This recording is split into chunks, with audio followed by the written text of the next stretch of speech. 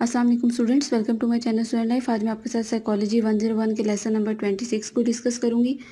इसकी हेडिंग क्या है? Secondary learned psychological motives. Last वाला जो प्रीवियस लेक्चर था उसमें आपने प्राइमरी मोटिव्स पढ़े थे जो कि बायोलॉजिकल बेसिक नीड्स होती हैं। अब इसमें क्या साइकोलॉजिकल नीड्स भी हैं और सेकेंडरी मोटिव्स हैं जो कि हमारे जिंदा रहने के लिए या हमारी सेटिस्फेक्शन के लिए ज़रूरी होते हैं। यानी हमें अपनी ज़िंदगी को, हमें अपनी ज़रूरतों को पूरा करने के लिए इन मोटिव्स का सहारा लेना पड़ता है या इन मूवमेंट्स को देखना पड़ता है। और जब कुछ लोग इसको बहुत ज़्यादा सर पे सवार कर लेते हैं और जब ये सेटिस्फाई नहीं होते या हमें इनकी सेटिस्फेक्शन नहीं मिलती तो इसकी वजह से क्या होती है? मेंटल इलनेस क्रिएट हो जाती है, यानी जहनी बीमारियां होना स्टार्ट हो जाती हैं। जैसे अचीवमेंट है, क्यूरियोसिटी है, नीड ऑफ अप्राइजल है, नीड फॉर एफिलिएशन है, नीड फॉर पावर है और वर्क एज मोटिव है। अब सबसे पहले अचीवमेंट क्या होता है? कुछ हासिल करना।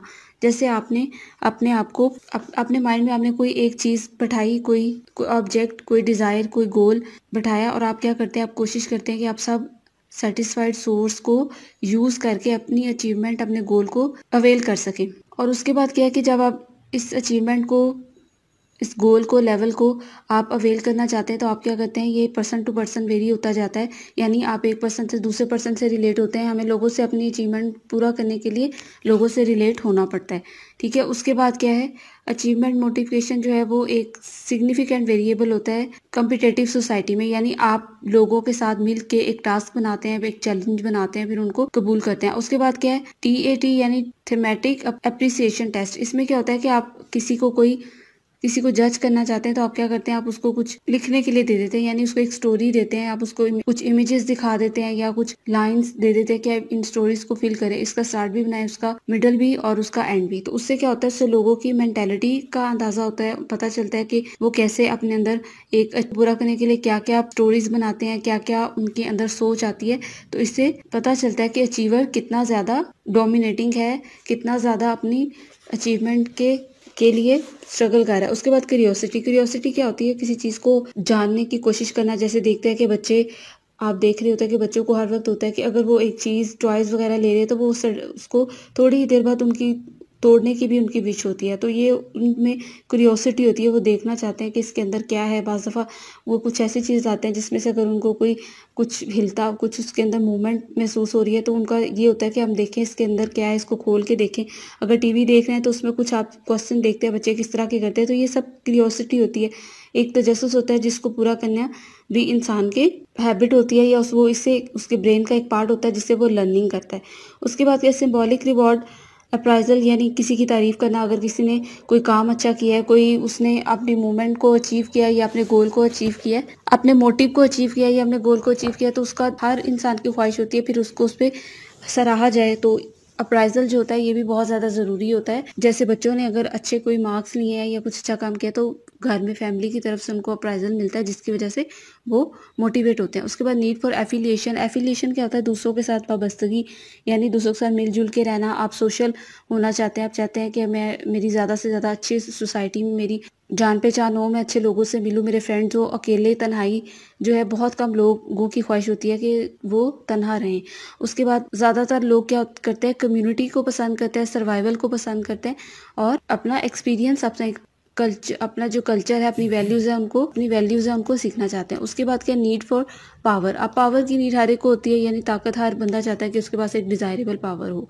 मेल्स में इस चीज़ का जो है वो ज़्यादा पाया जाता है और जो फीमेल हैं वो ज़रा इसके मुकाबले में कम होती हैं। मेल ज़्यादा पावर को लेके एग्रेसिव होते हैं। उसके बाद वर्क, बहुत से लोगों की ख्वाहिश होती है कि उनका अपना काम हो, वो अच्छा काम करें, अपना बिजनेस करें। तो जो वर्क है ये भी एक मोटिव है, एक साइकोलॉजिकल नीड है जिसको आपको करना पड़ता है पावरफुल होने के लिए, अपनी ज़रूरियात को पूरे करने के लिए। उसके बाद क्या? मोटिवेशन थेरीज है जिसमें इंस्टिंक्ट अप्रोचेज है, ड्राइव रिडक्शन है, अरोजल है, इंसेंटिव है, कोग्निटिव है, मेस्लोस की थेरी है। सबसे पहले क्या? इंस्टिंक्ट थेरी क्या होती है? जैसे इंसान वजूद में आता है उसका बिहेवियर भी साथ ही वो साइकोलॉजिकली इस चीज़ को स्टार्ट करना शुरू हो जाता है, यानी उसके बर्थ के साथ ही उसके बिहेवियर पैटर्न भी स्टार्ट हो जाते हैं। वो कभी रो के अपना बिहेवियर शो करवाता है, कभी हंस के शो करवाता है।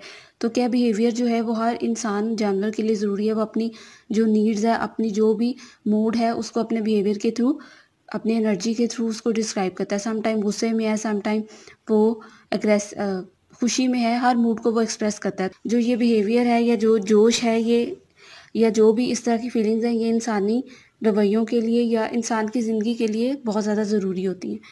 एनर्जी प्रोवाइड करती हैं आपको। आप जैसे इसके थ्रू क्या करते हैं, आप अपने बिहेवियर को डिटरमाइन करते हैं, उसको शो करवाते हैं। उसके बाद शॉर्टकमिंग क्या है इसकी, कि जैसे ही विलियम एमसी डोगले ने कहा था कि ये बेसिक प्राइमरी इंस्टिंक्ट्स पावर है। लेकिन इसका क्या है कि हर जो पावर है वो आपके हर मूड के साथ चेंज होती है, हर लोगों में डिफरेंट होती है। यानी आप किसी की जो एक पावर या जो भी एक उसका बिहेवियर है उसको आप जज नहीं कर सकते। जैसे किसी को हंगर और ईट का ही अगर आप ले लें तो सबकी डिफरेंट सेटिस्फेक्शन होती है, डिफरेंट डिज़ायर होती है। उसके बाद क्या ड्राइव, ये होती है एक ऐसा मोटिवेशन प्रोसेस होता है, ऐसी एनर्जी होती है जो आपके अंदर किसी काम को करने की ख्वाहिश पैदा करती है। यानी जैसे जैसे आपको किसी चीज़ की विश बढ़ती जाती है, आप उस काम को करने की कोशिश करते हैं। जैसे ही आप उस काम को कर लेते हैं तो फिर आपकी वो जो ख्वाहिश है, वो नीड है, वो काम हो जाती है। जैसे भूख लगती है आपको तो आपका दिल होता है कि मुझे फ़ौरन से वो मेरा काम हो जाए, मुझे कुछ खाने को मिल जाए। लेकिन जैसे ही आपकी भूख ख़त्म होती है तो आहिस्ता-आहिस्ता आप उस चीज़ की जो नीड है वो कम हो जाती है। उसके बाद क्या है, होमोस्टेसिस क्या होता है ये, कि जब इंसान उसको किसी चीज़ की रिक्वायर्ड होती है उसकी बॉडी को, तो वो क्या करता है, वो उसको पूरा करने के लिए प्रोसेस करता है, यानी उस प्रोसेस को बैलेंस तरीके से मेंटेन करता है। तो ये क्या है, होमोस्टेसिस। उसके बाद क्या है, primary and secondary drives. Primary drives क्या होती हैं, जो आपकी बायोलॉजिकल नीड होती हैं। और उसके बाद सेकेंडरी ड्राइव क्या होती हैं, जिनको आप सोशली पूरा करने की कोशिश करते हैं। ठीक है, उनके लिए आप अचीव करते हैं, कुछ अचीवमेंट करते हैं, कुछ इस तरह करते हैं। उसके बाद इस पे क्रिटिसिज्म था। इसमें क्रिटिसिज्म क्या था कि कैसे एक इंसान जो है वो, या एक रवैया है वो कैसे इंसान को डिस्क्राइब करता है, या कैसे उसकी जो नीड है, उसकी जो भी डिज़ायर है उसको कैसे शो करवाता है। और उसके बाद क्या था कि आप क्यूरियोसिटी और रिस्क टेकिंग बिहेवियर क्या होता है, और अगर हमारा बिहेवियर हमें गाइड करता है तो हमें किस तरह गाइड करता है, यानी वो हमें अकेले गाइड करता है या हमें कोई गोल या उसके थ्रू गाइड करता है। उसके बाद क्या, अरोजल थ्योरी। अरोजल क्या होता है, आपके अंदर किसी चीज़ को करने की बहुत ज़्यादा अर्ज हो जाती है, बहुत ज़्यादा आप में वो इश्तिआल अंगेज़ी आ जाती है कि आप अपने काम को अपने सर पे चढ़ा लेते हैं। मतलब इस सेंस में इस थ्योरी को लेंगे कि आपको कुछ करना है, आपको हर सूरत में इसको पूरा करना है। अपना जो भी आपकी ख्वाहिश है, किसी को कोई लेवल अचीव करना है। कुछ गेम्स में अगर आप देख लें तो गेम्स में क्या होता है, जब आप गेम्स खेल रहे होते हैं तो आप में एक जुनून की कैफियत कुछ लोगों में पैदा हो जाती है, और वो इस तरह उसको ले लेते हैं अपने सर पे कि मैंने इस लेवल को पार करना ही करना है, मैंने इसको क्रॉस करके नेक्स्ट लेवल पे जाना है। तो जब आपकी जो बैलेंस से ऑप्टिमम लेवल पे, यानी ज़्यादा लेवल पे, आप हाई लेवल पे इसको ले जाते हैं अपनी नीड्स को, तो वो अरोजल में चेंज हो जाती है। यानी आप में एक इश्तिआल अंगेज़ी की कैफियत पैदा हो जाती है कि मैंने हर सूरत में इस चीज़ को अचीव करना है। उसके बाद क्या है, इंसेंटिव थ्योरी। इंसेंटिव थ्योरी क्या होती है, जब आपको सिर्फ अपनी इंटरनल फीलिंग्स ही मोटिवेट नहीं करती, बल्कि आपको कुछ एक्सटर्नल फीलिंग्स भी मोटिवेट करती हैं। यानी अगर आपको किसी चीज़ की डिज़ायर है या आपने कोई गोल बनाया है, तो सिर्फ आपको वो इंटरनल बिहेवियर ही आपका मोटिवेट नहीं करता, बल्कि बाहर का एनवायरनमेंट, इर्द गिर्द के लोग जो हैं, क्रिटिसिज्म अगर कोई कर रहा है, कोई आपको अच्छा उसका कोई रिवॉर्ड दे रहा है, या आपकी कोई तारीफ़ कर रहा है, या आपके एक्शन को सराह रहा है, तो वो भी आप में एक मोटिवेशन पैदा होती है। तो ये चीज़ भी आपको मोटिवेट करती है कि आपने इस काम को करना ही करना है, या आपको इस चीज़ को पूरा करने के लिए हर सूरत कुछ ना कुछ एक्शन लेना है। अगर आपने बहुत ज़्यादा खाना खा लिया, आपके पास खाना आ रहा है, तो अगर कोई आपको ये कहेगा कि नहीं इसका ये बहुत अच्छा इसका टेस्ट है, ये ऐसा है, तो आप क्या करेंगे, आपकी जो फीलिंग्स है खुद से तो फुल है, लेकिन किसी के कहने पे समटाइम आप में क्यूरियोसिटी होती है, डिज़ायर होती है कि अच्छा मैं इसको टेस्ट करके देखूँ कि अगर ये इतना कह रहे हैं तो इसका टेस्ट कैसा है। यानी आपको इंटरनल की बजाय एक्सटर्नल फीलिंग्स अगर मोटिवेट करें तो वो क्या होती हैं, इंसेंटिव थ्योरी उसी को एक्सप्लेन करती है। उसके बाद क्या है, इसमें क्रिटिसिज्म था। क्रिटिसिज्म क्या है कि कैसे एक मोटिवेशनल प्रोसेस आपको हेल्प करता है कि आप अपनी जो डिज़ायर है, जो नीड है, उसको पूरा करें। कि अगर आपको कोई किसी काम का बहुत ज़्यादा कम भी मिल रहा है, कोई बहुत ज़्यादा कम भी आपको पे कर रहा है, तो क्या ऐसी मुहरक़ात है, क्या ऐसी चीज़ें जो आपको मोटिवेट कर रही हैं कि आपने काम करना है। उसके बाद आपके बिहेवियर के बारे में ये चीज़ होती है कि कैसे आप फैक्ट जो हैं उनको कैसे इन्वॉल्व करते हैं अपनी लाइफ में या अपनी मोटिवेशन में। यानी आप लोगों को देखते हैं, कैसे आप लोगों को के साथ स्टैंड करते हैं, कैसे कुछ लोगों अगर किसी को कोई हेल्प की ज़रूरत है तो आप कैसे उनके लिए खड़े होते हैं। तो ये सब चीज़ें इस पे क्रिटिसाइज़ करती हैं कि आपको बैरूनी मुहरक़ात भी आपको मोटिवेट करते हैं, जैसे आपकी इंटरनल फीलिंग्स होती हैं। उसके बाद क्या है, कॉग्निटिव थ्योरी ऑफ मोटिवेशन। इसमें क्या है कि जब एक इंसान बहुत ज़्यादा सीरियस हो जाता है, वो अपना संजीदा रवैया अपनाता है, अपनी एक्सपेक्टेशंस, अपनी ज़रूरियात या अपनी जो विशेज़ हैं, डिज़ायर्स हैं, उनको पूरा करने के लिए उसमें इन्वॉल्व हो जाता है बहुत ज़्यादा सीरियस होके। उसके बाद एक्सपेक्टेंसी वैल्यू थ्योरी 2 टाइप्स की होती है। एक्सपेक्टेशंस, जब आपको किसी से कोई एक्सपेक्टेशंस हो, कुछ होप हो, या आप अपने काम के बारे में बहुत ज़्यादा ऑप्टिमिस्टिक हो जाते हैं, उसको सोचते हैं। उसके बाद वैल्यू क्या है, जब आप उस चीज़ को प्रायोरिटी देने लग जाते हैं, उसको वैल्यू देते हैं कि मैंने ये काम करना ही करना है, या आप उस चीज़ को एहसास के साथ उसको समझ के उसको बहुत ज़्यादा अहमियत दे के उसको काम करने की कोशिश करते हैं। यानी आपका ये उस तरह की डिमांड होती है कि मैंने इसको हर सूरत में करना है, मैं इसको बहुत ज़्यादा वैल्यू के साथ लेके चल रहा हूँ।